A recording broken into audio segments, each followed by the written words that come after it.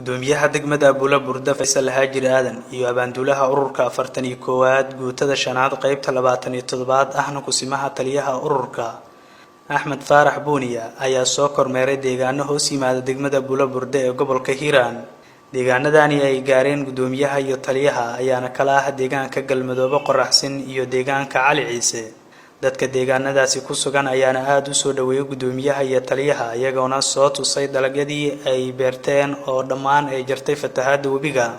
deegaanadani aan tagnay ayaana waxaa ka jirtay baahiyaha dhanka waxbarashada iyagoona codsaday in ay helaan iskuulaad, goobo caafimaad, ayadoona deegaanada aan tagnay aysan lahayn ceel ay biyaha ay ka aroortaan maadaama ay qayb ka yihiin biyaha aasaaska nolosha bini'aadanka. waxaana bulshada ay biyaha ay dushooda uga keensadaan webiga waxaana ay codsanayaan in ceelasha ka halaysan dib loogu dayactiro ayna helaan goobo waxbarasho iyo caafimaad. bismillaahi rahmaani rahiim. mudanayaal gudoomiye madaxda sharafta leh oo maanta soo gaartay halkaas Galmadoobo nagu soo booqatay meeshaan wax badan oo dhibaatooyin aan ka cabanayna oo jiro. waxaa jiro inuu dalagga beeraha biyaha ay dileen inay wax badan ay baaba'een. dalagga biyaha halkaas aad soo kormeerteen oo wax ku soo aragteen dhihina mudanayaal goobaha waxbarashada waa eber wax caafimaad leeyahay meesha kama jirto caqabad badan oo dhibaatooyin ah meeshan ka jirto. gudoomiyaha degmada Buulaburda Faysal Haajir Aadan ayaana waxa uu sheegay in wixii karaankiisa ah uu qaban doono bulshadani ku dhaqan deegaanadan isagoona ugu baaqay in madaxda matasha dadkani in ay ka warqabaan.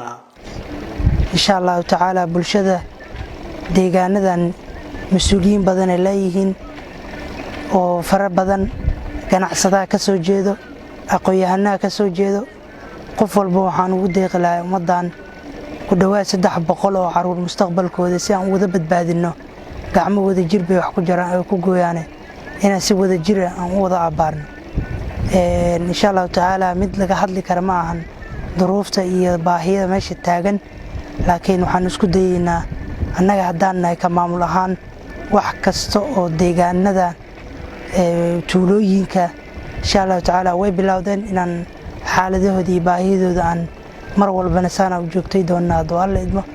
dhanka kale gudoomiyaha ayaana waxa uu sheegay in ururka argagixisada ee ku dhuumaaleysanayo deegaanadani laga sifayn doono waqtiga su'aadana. saa u socotid nabadiidka meel saldhig ay leeyihiin malahan waa nin iyo laba qofood ayagana waa ku guda jirnaa insha Allah ta'ala in laga cirib tiro saraakiisha dhammaan heegana ugu jiraan iyo ciidamada qalabka sida nooc walba ay ahaadaanba.